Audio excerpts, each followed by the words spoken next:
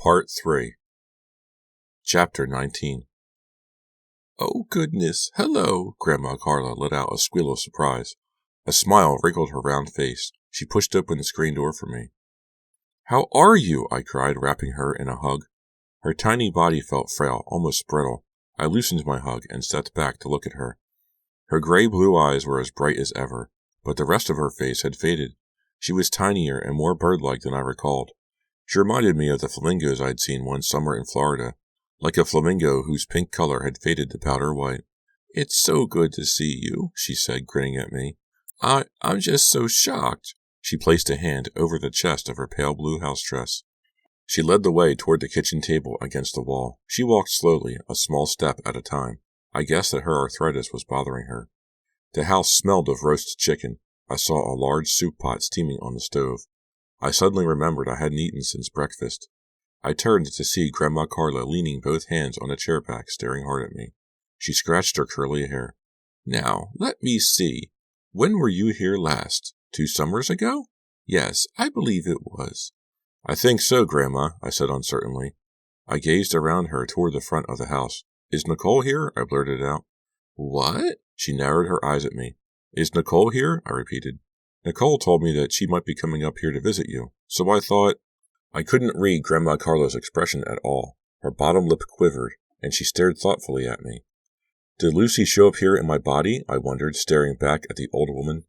"Did Lucy warn her not to tell her that she was me?" "Come sit down," Grandma Carla said, pulling out the kitchen chair for me. "When did you leave Shadyside? This morning?" "A little after 2, I told her. She raised her eyes to the sunburst clock above the double sink. "It's nearly 5:30. You must be starving." I am kind of hungry," I replied. "Sit down," she urged. "It's lucky that I put up a pot of soup. I don't usually make so much since it's just me, but today—" "You made a big pot because Lucy is here," I thought to myself. "Please, sit down," she insisted. I obediently walked over to the table and sat down in a wooden high-backed chair. I turned when I heard her shuffle from the room. "Grandma Carla, you didn't answer my question," I called after her. "Is Nicole here?" "Back in a minute," she called. "We'll have a nice talk." Something about the way she said that made me suspicious. I felt a knot of dread form in my stomach. Quietly, I climbed up from the chair. I crept into the hallway, following her, keeping my back pressed against the wall. I was a few feet from the living room when I heard her on the phone, calling the police.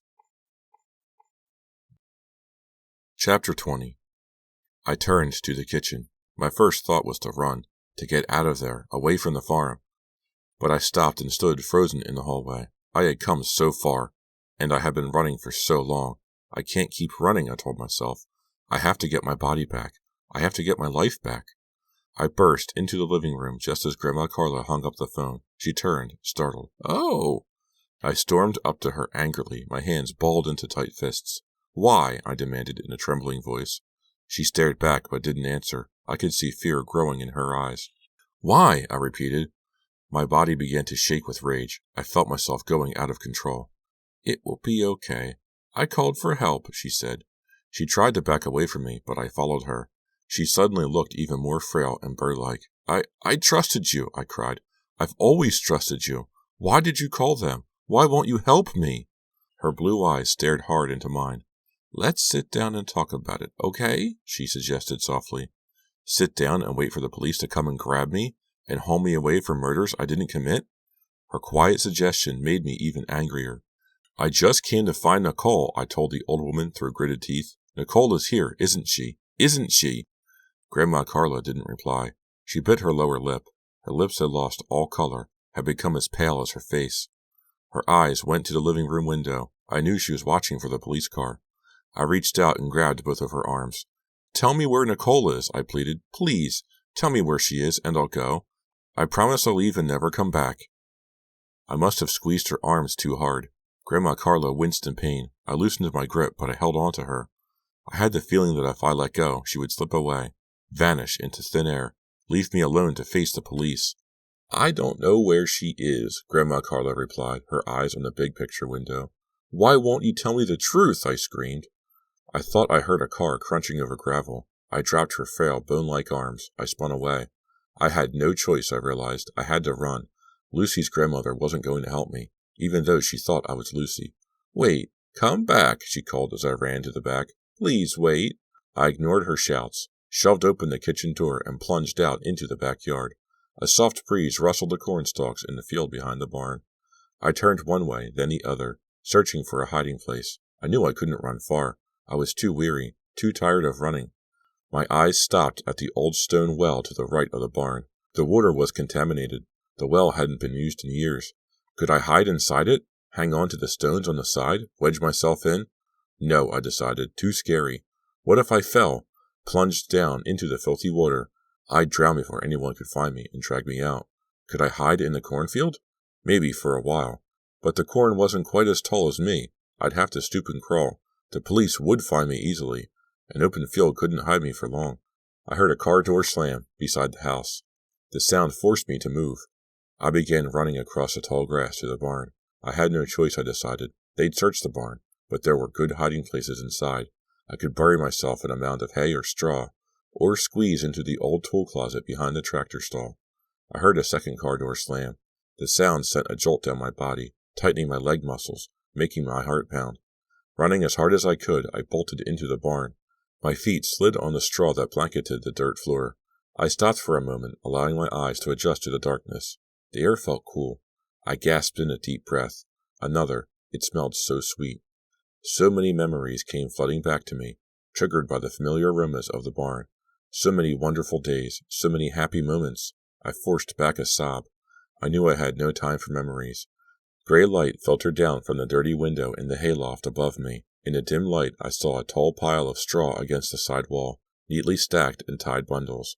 I could hide behind it, I told myself. But isn't that the first place they will search? I took a few steps deeper into the barn. I stopped when I heard a rustling sound, the scrape of dry straw. Footsteps? No, probably a field mouse, I told myself. My eyes searched for a hiding place. I saw Grandma Carla's rusted old tractor in the corner stall. I could duck behind it, I told myself, scrunch down behind the back tires. But they'd find me there easily. The straw pile was the best place, I told myself, for now anyway. It would hide me for a while. And I could peer out from behind it and watch the police trying to find me. The dry straw on the barn floor crackled beneath my sneakers as I made my way to the tall bundles. I slipped behind the tallest bundle and bumped into another person hiding back there. "Oh!" I let out a startled shriek, and then I recognized her. "Lucy!" I cried. "You are here!" Chapter 21. She gaped at me in shock. We grabbed onto each other. I had been so angry, so furious at her. But now, to my surprise, I felt glad to see her. The chase is over, I thought. No more running. In the gray light from the loft window above, I stared at her, stared at my face, my body. She wore a dark blue, long-sleeved top of mine over white tennis shorts. Her brown hair fell loosely over her shoulders. I wrapped my arms around her waist and hugged her. I let go when she didn't respond, didn't hug me back. "You're here," I repeated. "I finally found you."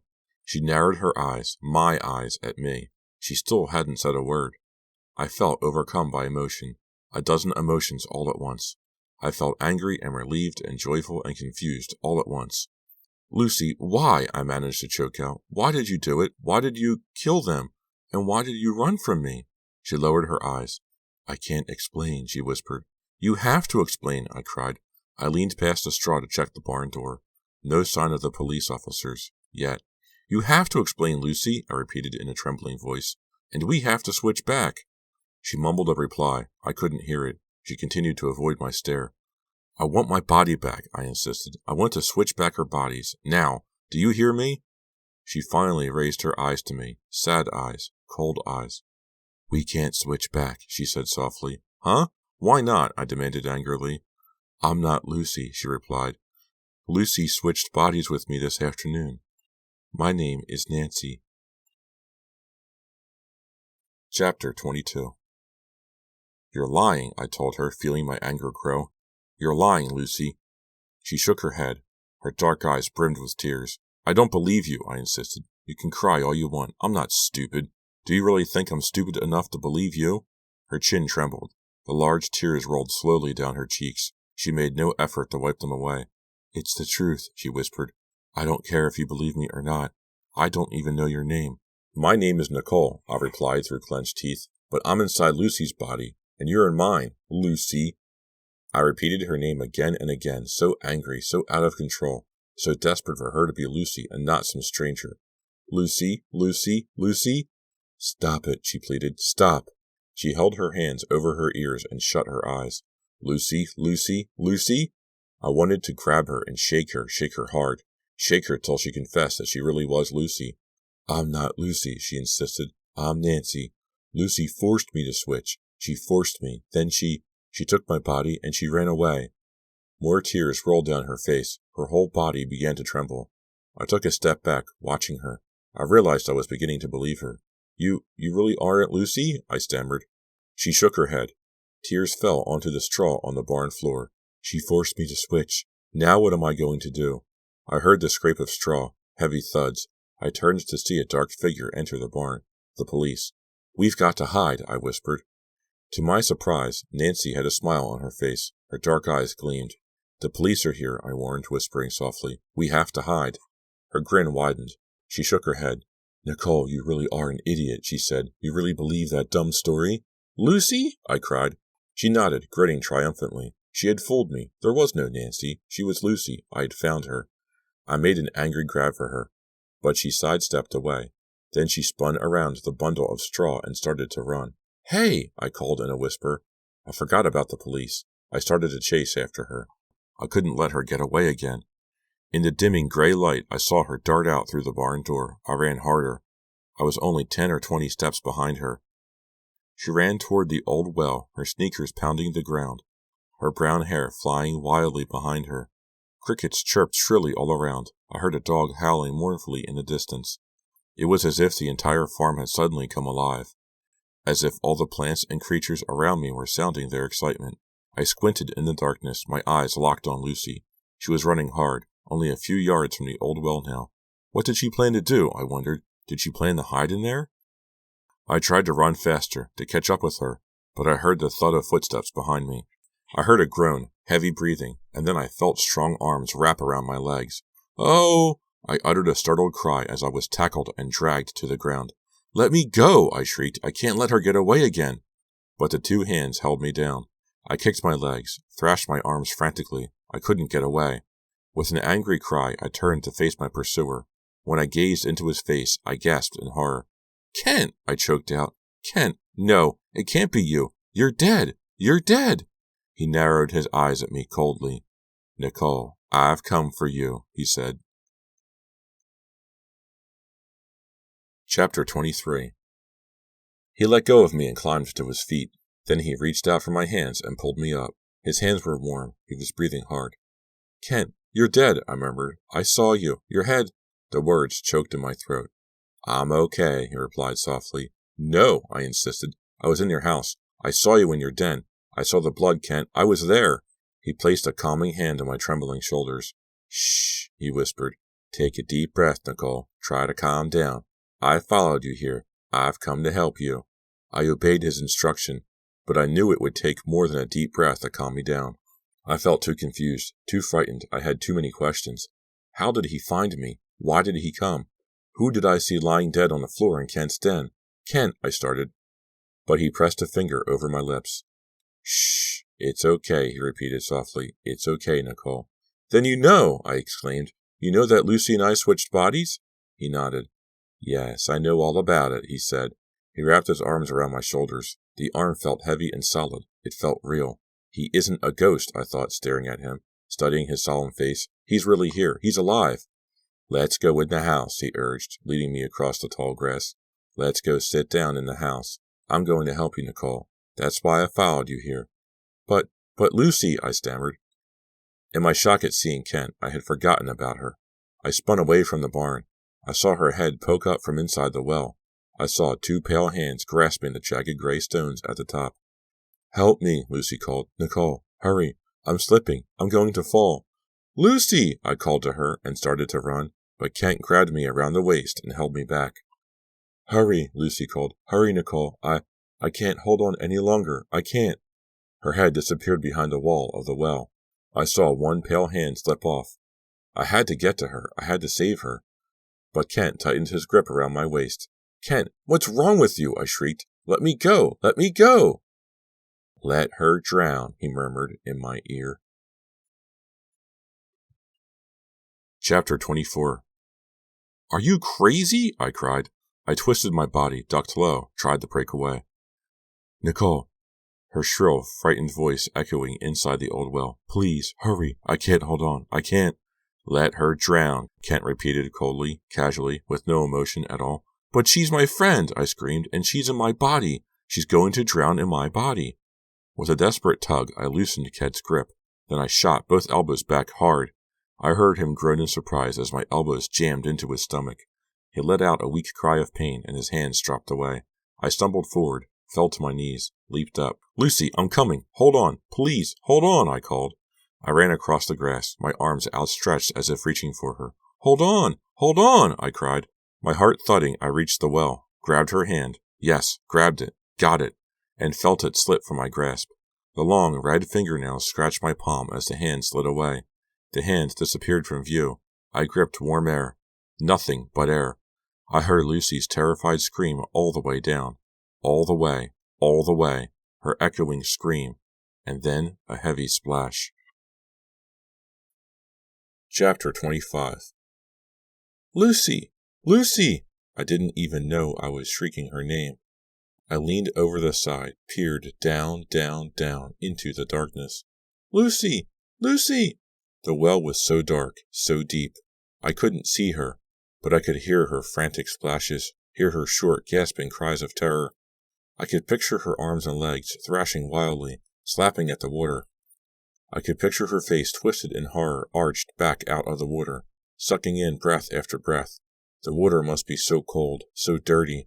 I could picture her hands reaching up, desperately grabbing at the wet stones of the wall, slipping off again, grabbing and slipping, grabbing and slipping.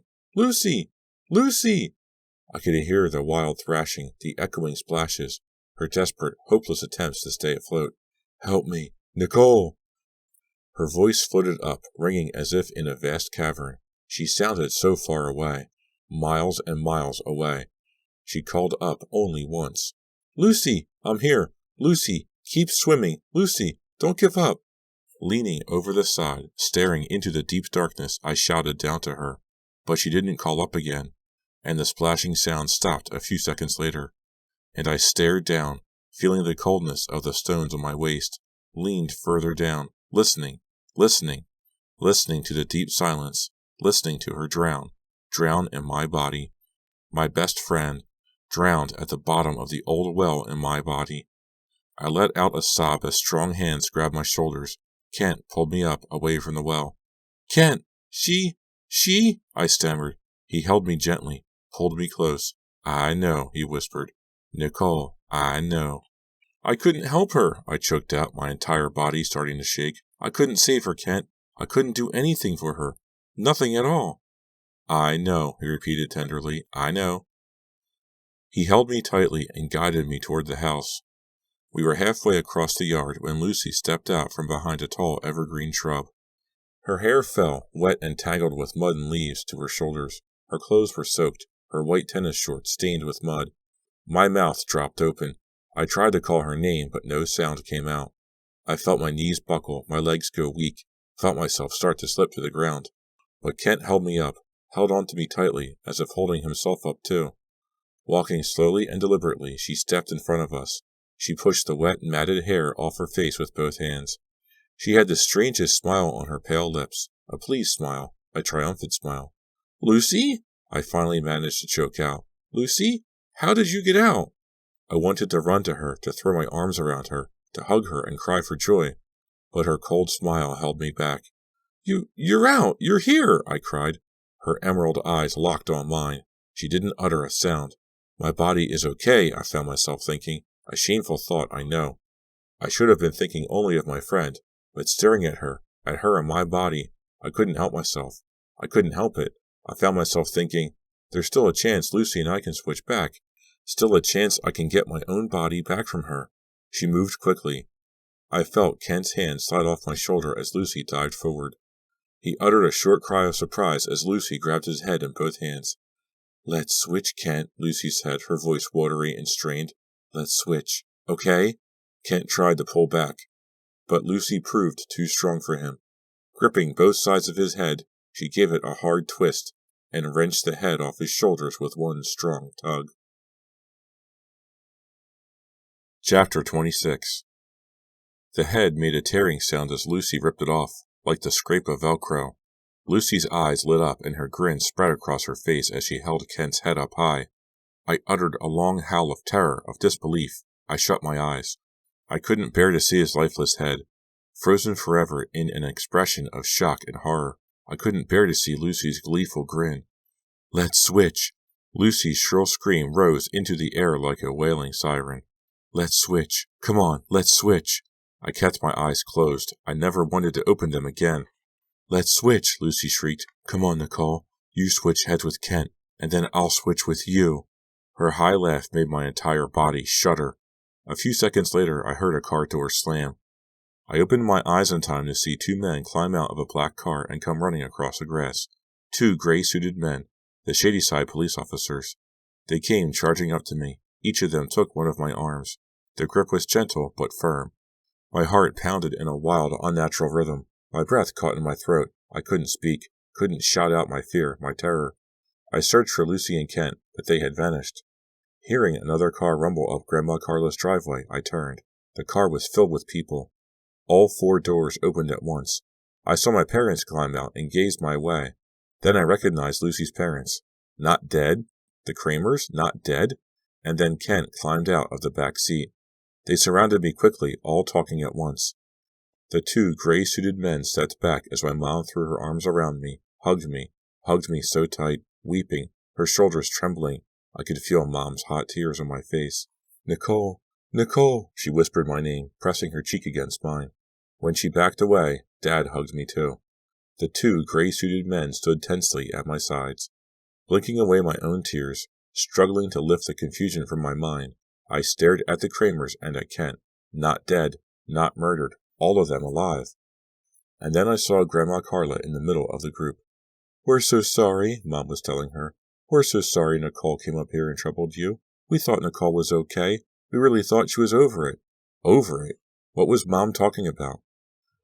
"Nicole's been okay for nearly a year," Mom told Grandma Carla. "No wild nightmares, no hallucinations, no identity problems." I shook my head, trying to clear it. I desperately wanted to understand Mom, but I couldn't.